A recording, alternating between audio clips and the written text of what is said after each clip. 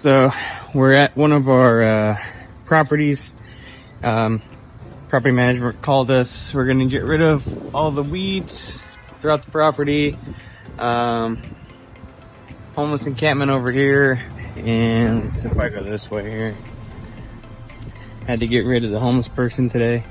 We're gonna pull down all these palm fronds and walk this way. Get rid of all this junk right here. Graffiti. And see, and take care of this graffiti here. And it goes along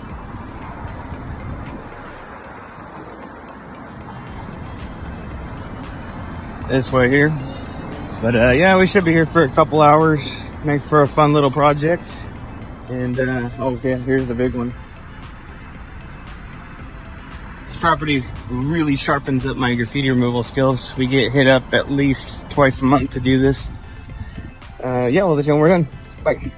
These are some before and after photos of the project. We got rid of the graffiti all around the building. Also got rid of the homeless encampment. We were able to get rid of the homeless individual that was on the front of the property. Had to call the police for that one. He wasn't budging.